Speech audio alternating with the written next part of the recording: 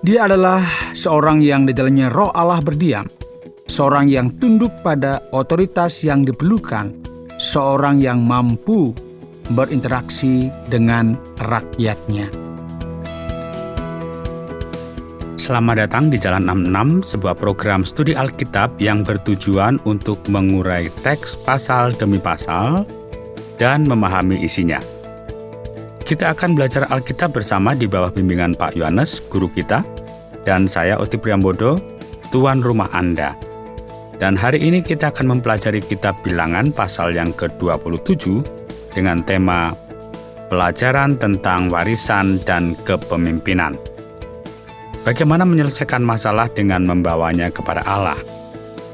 Musa adalah seorang pemimpin, sementara beberapa orang melihat hal-hal sebagaimana adanya dan bertanya mengapa.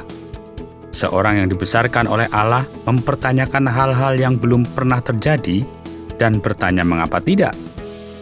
Apakah Anda ingin tahu arti yang lain dari kepemimpinan? Ya, pengaruh. Mari kita belajar bersama. Saudara yang dikasihi oleh Tuhan, puji Tuhan kita masih diberi kesempatan bersama-sama belajar kebenaran firman Tuhan. Secara khusus kita masih belajar dari kitab Bilangan. Dan sekarang kita sampai ke pasal 27. Dan kita tahu bahwa sekarang bangsa Israel bersiap untuk menaklukkan tanah Kanaan yang sudah dijanjikan oleh Tuhan. Dan tentunya saudara, di dalam bagian ini kita melihat sesuatu yang nantinya sangat menarik ya. Yang mungkin ya nggak pernah kita bayangkan ini kok terjadi Bu ya. Dan kita akan lihat saudara, kita akan mulai membaca kebenaran firman Tuhan. Kemudian mendekatlah anak-anak perempuan Zelofehad bin Hefer bin Gilead bin Machir bin Manasye dari kaum Manasye bin Yusuf. Nama anak-anaknya itu adalah Mahla, Noah, Ogla, Milka, dan Tirsa, dan berdiri di depan Musa dan Imam Eliasher dan di depan para pemimpin dan segenap umat itu dekat pintu kemah pertemuan, serta berkata, "Ayah kami telah mati di padang gurun, walaupun ia tidak termasuk ke dalam kumpulan yang bersepakat melawan Tuhan, ke dalam kumpulan Korah, tetapi ia telah mati karena dosanya sendiri, dan ia tidak mempunyai anak laki-laki. Mengapa nama ayah kami harus hapus dari tengah-tengah kaumnya oleh karena ia tidak mempunyai anak laki-laki?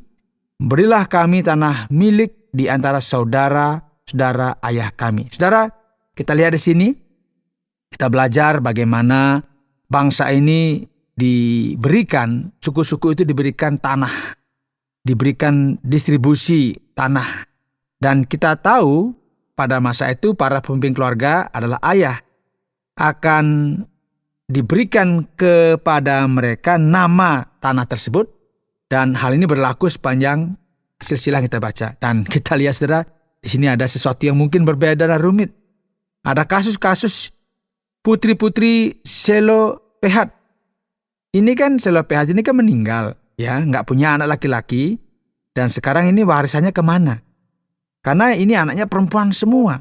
Dan anak-anaknya ini kan tanya ini, "Loh, kami kan memang ayah saya sudah mati, tapi kan mati karena dosanya, begitu ya, bukan karena dia bersepakat melawan Allah. Ini masa kami nggak dapat apa-apa?" Nah, coba kita lanjut sekarang ya. Lalu Musa menyampaikan perkara mereka itu kepada Tuhan. Maka berfirmanlah Tuhan kepada Musa, "Perkataan anak-anak perempuan Zelofehad itu benar. Memang engkau harus memberikan tanah milik pusaka kepadanya di tengah-tengah saudara-saudara ayahnya.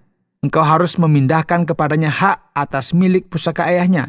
Dan kepada orang Israel engkau harus berkata, apabila seseorang mati dengan tidak mempunyai anak laki-laki, maka haruslah kamu memindahkan hak atas milik pusakanya kepada anaknya yang perempuan.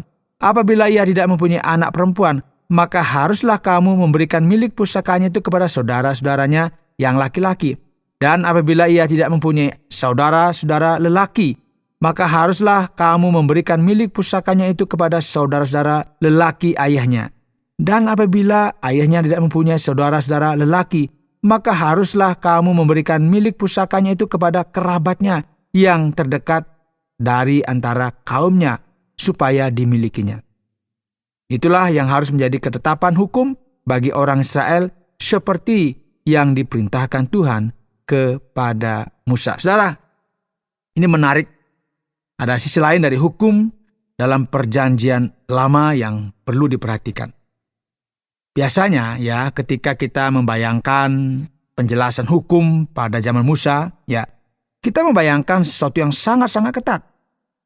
Dan tidak boleh ditanya gitu ya, tidak boleh ditafsirkan. Tetapi kita lihat di sini bagaimana ada hikmat dari hukum ilahi. Karena tidak ada ketentuan yang mengatur apa yang harus dilakukan dengan warisan ya, jika tidak ada ahli waris laki-laki. Ini yang saya sebut sebagai masalah yang spesifik. Ini adalah hukum tentang harta benda, warisan. Karena memang sudah ada aturannya. Tetapi ada yang tanda petik begitu menggugat, lah ini kan kami perempuan semua. Ya masa kami nggak dapat apa-apa? Masa nama ayah kami harus dihapuskan dari orang yang memang memiliki hak atas tanah?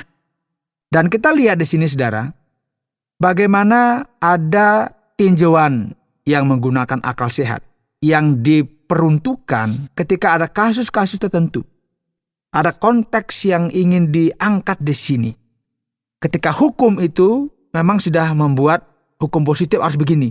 Tetapi ada solusi-solusi yang diberikan ketika terjadi, dan kita lihat Musa tanya sama Tuhan. Dan Tuhan bilang ya mereka ya harus dapat warisan. Sebagaimana yang lain dapat warisan, karena ayah mereka sudah meninggal dan tidak ada anak laki-laki. Dan dibuat begitu panjang ya, anak perempuan ini harus dapat, kalau nggak punya harus begini dan sebagainya. Kita melihat di sini ya, anak-anak perempuan Selopehat. Ada satu cara tinjauan yang baru terkait dengan hak kewarisan yang diberikan kepada mereka, sehingga ini tidak terjadi kekacauan ya. Kenapa ada pemisahan ya? Mereka nggak dapat, padahal mereka harus juga dapat. Dan ini yang saya katakan sebagai fleksibilitas yang menggunakan akal sehat, seharusnya mereka dapat begitu ya. Tapi kalau memang sudah ada betul anak laki-laki ya berbeda. Tetapi ini kan perempuan semua, terus bagaimana kami masa nggak dapat apa-apa? Nah, dalam konteks yang sama saudara, kita melihat ada hikmat yang kita lihat di pasal 27 terkait dengan kepemimpinan juga. Yang kita lihat siapa sih yang nanti akan menggantikan Musa? Dan kita tahu bahwa Musa ini kan panglima perang yang memenangkan banyak pertempuran. Yesua anak Nun. Dan kitab suci memberikan kepada kita penjelasan. Tuhan berfirman kepada Musa, naiklah ke gunung Abarim ini, dan pandanglah negeri yang kuberikan kepada orang Israel. Sesudah engkau memandangnya, maka engkau pun juga akan dikumpulkan kepada kaum leluhurmu sama seperti Harun, abangmu dahulu. Karena pada waktu pembantahan umat itu di padang gurun Zin, kamu berdua telah memberontak terhadap titahku untuk menyatakan kekudusanku di depan mata mereka dengan air itu. Itulah mata air Meriba dekat Kades di padang gurun Zin. Lalu berkatalah Musa kepada Tuhan, biarlah Tuhan, Allah dari roh segala makhluk, mengangkat atas umat ini seorang yang mengepalai mereka waktu keluar dan masuk, dan membawa mereka keluar dan masuk, supaya umat Tuhan jangan hendaknya seperti domba-domba yang tidak mempunyai gembala.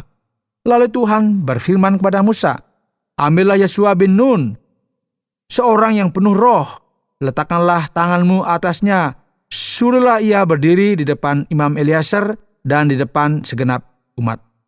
Lalu berikanlah kepadanya perintahmu di depan mata mereka itu, dan berilah dia sebagian dari kewibawaanmu, supaya segenap umat Israel mendengarkan dia.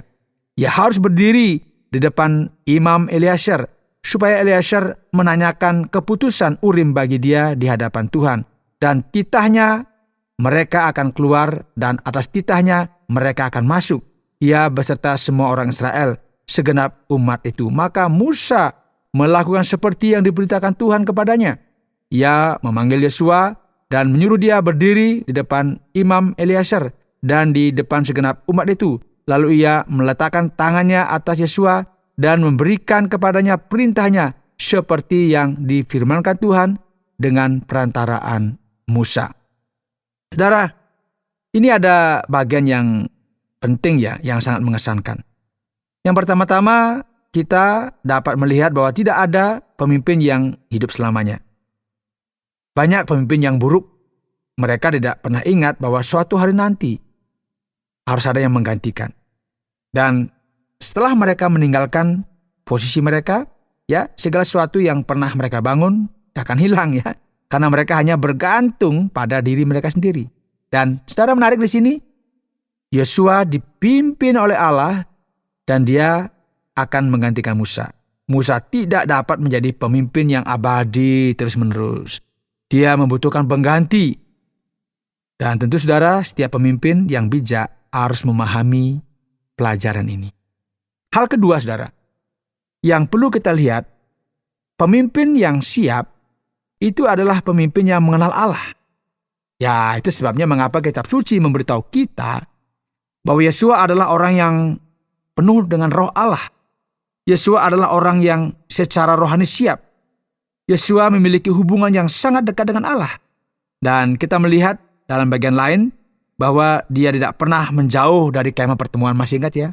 Dia selalu ada dalam kemah pertemuan. Ada di situ untuk apa? Untuk melihat bagaimana Allah bekerja, mendengarkan suara Tuhan dan sebagainya. Ini yang dikatakan bahwa seorang pemimpin harus tunduk kepada otoritas rohani. Nah, agar Yosua ini dapat menjadi pemimpin yang seharusnya, dia harus tampil di hadapan imam, kemudian imam meletakkan tangan di atasnya, mengangkatnya sebagai pemimpin. Ya, tentunya mungkin dia bisa saja berpikir, oh enggak harus begitu.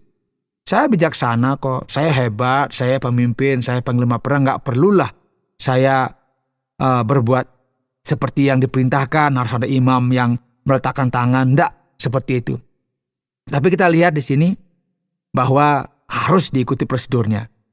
Jadi tidak ada yang bisa menjadi pemimpin dengan tanpa memiliki konsep penyerahan diri. Jika dia tidak mendengarkan siapapun, ya dia tidak akan memahami peran orang lain dalam aktivitas mereka. Makanya dia harus tunduk juga kepada otoritas. Jadi ketika dia mendengarkan orang lain, dia juga bisa peka kepada orang lain. Ini pelajaran yang kita pelajari. Dia tidak akan pernah menjadi orang yang diktator, yang memimpin dengan sesuka hatinya. Dia harus mendengarkan ahli di bidangnya. Dia harus mendengarkan orang lain yang di sekitarnya.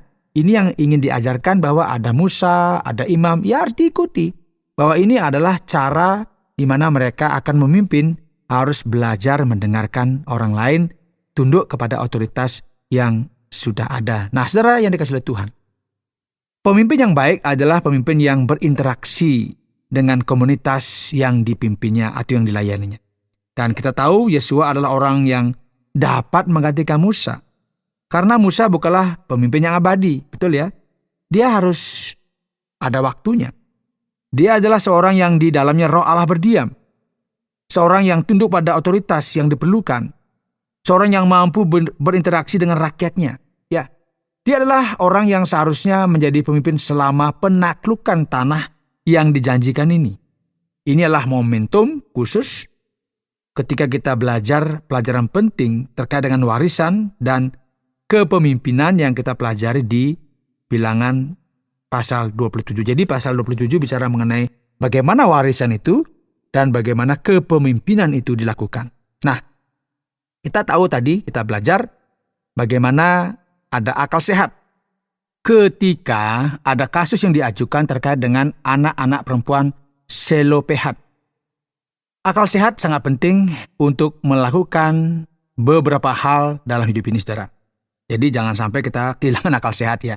Kedua, kita melihat kebutuhan hikmat saat membuat keputusan yang tepat. Yosua adalah pemimpin yang tepat. Dia memiliki sikap yang tepat, kualitas yang tepat, dan inilah mengapa dia yang menggantikan Musa. Saudara, akal sehat dan hikmat adalah dua pelajaran penting dan utama yang kita temukan dalam Bilangan pasal 27, dan tentunya ini menjadi sesuatu begitu ya bagi kita.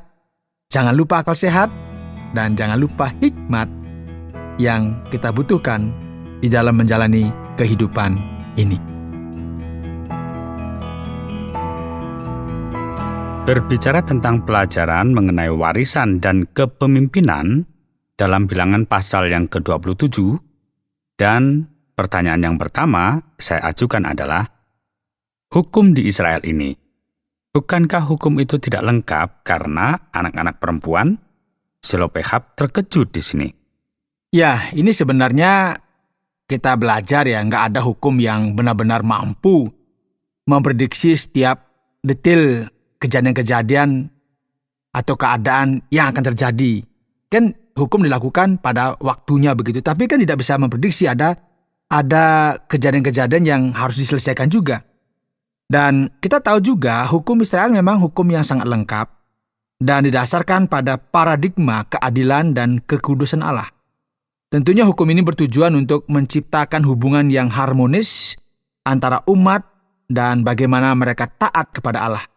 Dan tentunya ini berbicara juga terkait dengan keharmonisan hubungan dengan semua pihak. Itu mengapa ketika Yesus merangkum hukum, mereka yang mengasihi Allah dan sesama akan mentaati segala hal lainnya. Jadi ada bagaimana kita mengasihi Allah, bagaimana kita mengasihi sesama. Ini pada akhirnya dia sudah merangkum bahwa dia juga akan mentaati hukum-hukum yang ada karena berkaitan dengan Allah dan sesama. Nah, hukum memiliki sisi legislatifnya ya sesuai dengan budaya yang ada. Misalnya ya tidak ada dalam hukum yang menyebutkan etika dalam hal penggunaan komputer. Mereka tidak memiliki hal itu ya pada masa itu karena belum ada komputer. Ya, ada hukum tentang banteng yang mengejar orang dan menancapkan tanduknya kepada mereka. Terus gimana cara mengatasinya? Ini kan kita harus belajar di sini bagaimana mengenali keadaan-keadaan yang baru ya, dengan menerapkan prinsip yang bijak dari hukum yang sudah ada. Semua ini kan dicatat di sini ya, agar kita melihat betapa terbukanya sistem ini, saudara. Betapa mereka mampu menyesuaikan diri dengan situasi yang baru. Ya, kita memiliki contoh kasus yang realistis, seperti misalnya perceraian dan pernikahan. Realistis, masyarakat kuno, bahkan 50 tahun yang lalu misalnya, tidak semua ada saat ini dibuat begitu ya. Bertahun-tahun lalu, sekitar 3 dekade yang lalu, tidak ada yang namanya AIDS. Ada masalah dan ada sesuatu yang bisa dievaluasi dengan bijak, yang bisa diterapkan dalam kasus ini. Jadi di sini kita memiliki hubungan yang sama antara prinsip dan ada kasus-kasus khusus. Sikap memiliki akal sehat dan menggunakannya untuk mengarahkan atau menangani situasi baru berdasarkan prinsip-prinsip yang kuat dan bijak. Ini yang sedang disampaikan di Bilangan pasal 27 ini. Benar, Pak Yones. Kita sedang melihat momen dalam kitab Bilangan ketika dalam hampir 40 tahun sebuah generasi berlalu dan Musa tampaknya mencapai batasnya. Dia akan digantikan sekarang dalam momen-momen yang terakhir ini. Apakah tidak merasa sedikit aneh bahwa dia bahkan tidak mempertanyakan hukuman Allah? Dia tidak mengeluh. Dia peduli dengan orang-orang. Ya, benar sekali ya. Ini kita belajar situasi yang kita lihat ketika misalnya saya dalam posisi Musa begitu ya.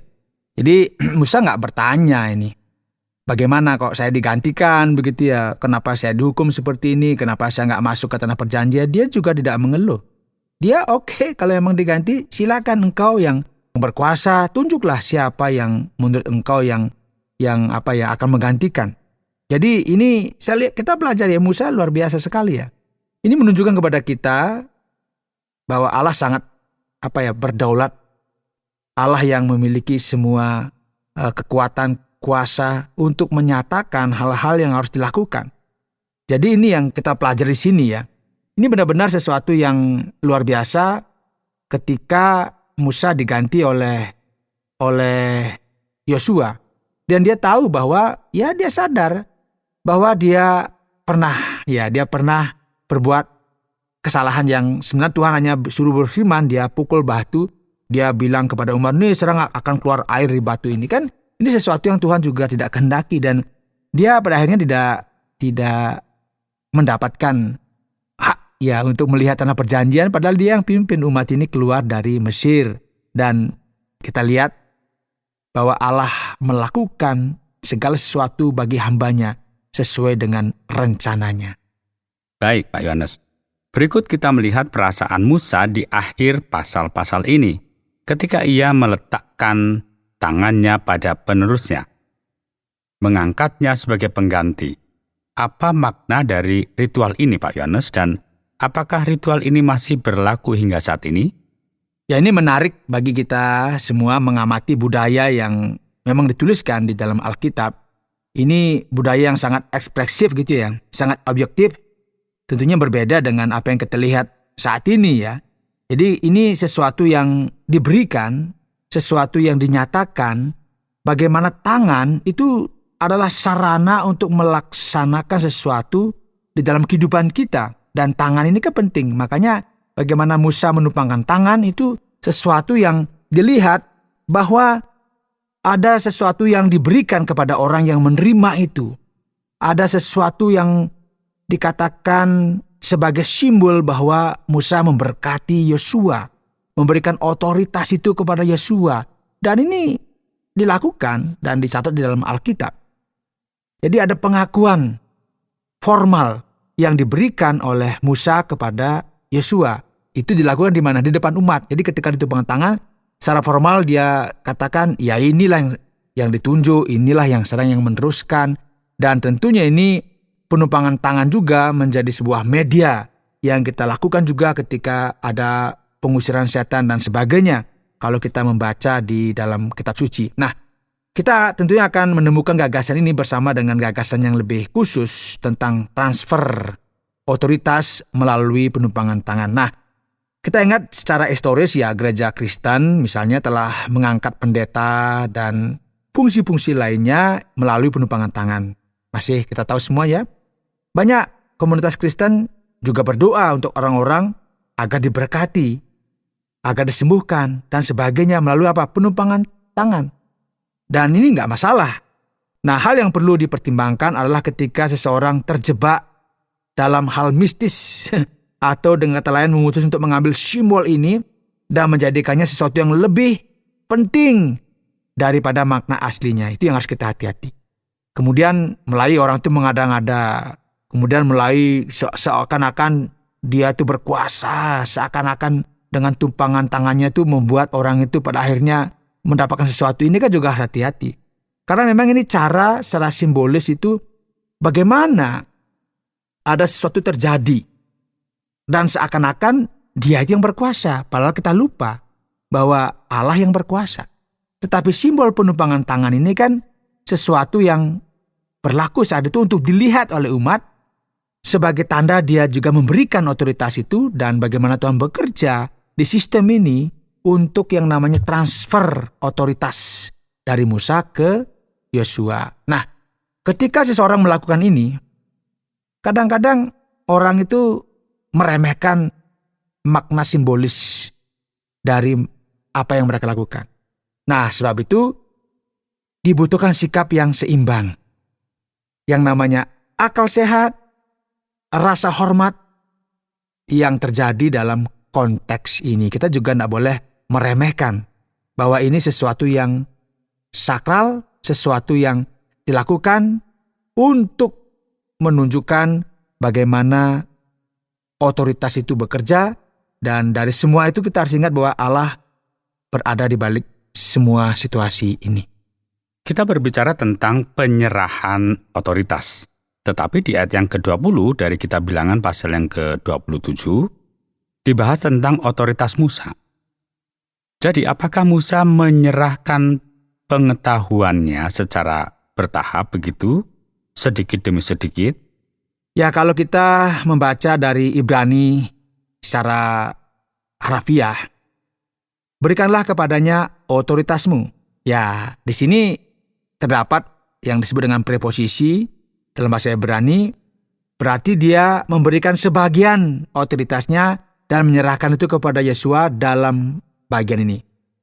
Dan tentunya nggak bisa 100% kita memahami bahwa ini sesuatu yang tiba-tiba Musa nggak punya apa-apa, bukan seperti itu. Ini karena sesuatu seperti dia mendelegasikan begitu. Dia berikan ini kepada Musa sekarang seperti otoritasnya diberikan, kemudian diserahkan kepada Yosua. Dan ingat, ini kan dilihat oleh umat. Jadi supaya apa? Oh, sekarang Musa sudah memberikan kepada Yosua, menunjuk Yosua. Dan Yosua sekarang ini kan yang akan didengarkan, yang akan memimpin, karena Musa akan berangsur mulai hanya berada dalam relasi dengan Tuhan dan dia akhirnya akan wafat begitu ya. Dan ini kita melihat.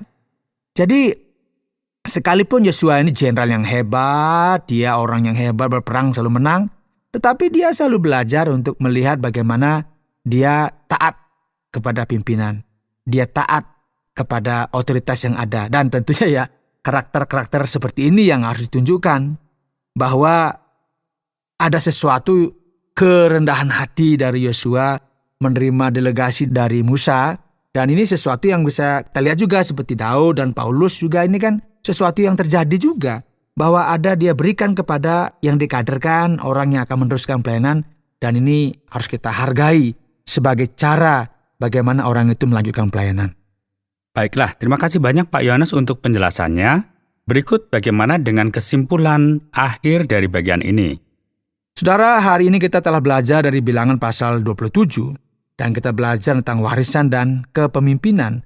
Dan pelajaran yang kita pelajari di sini, kita harus belajar yang namanya memiliki akal sehat dan hikmat.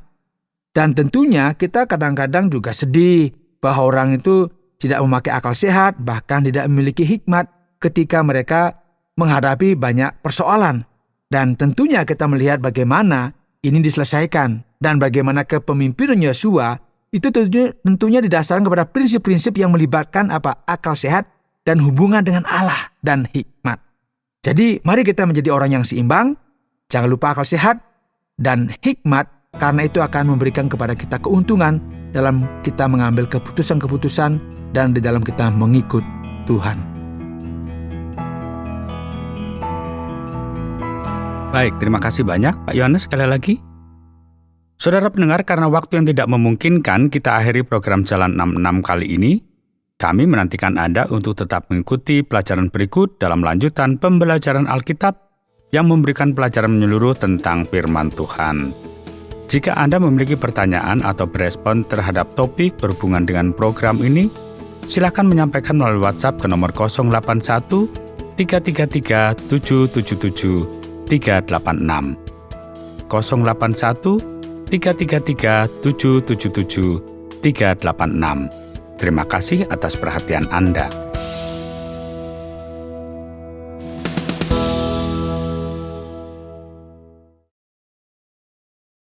Terima kasih Anda sudah mengikuti program kami. Jika Anda diberkati, jangan lupa like, komen, dan share supaya Anda tidak ketinggalan setiap program terbaru kami. Jangan lupa juga untuk subscribe channelnya dan nyalakan loncengnya. Jika Anda ingin mendukung pelayanan kami, bisa melalui rekening kami berikut ini atau menghubungi kami di sini.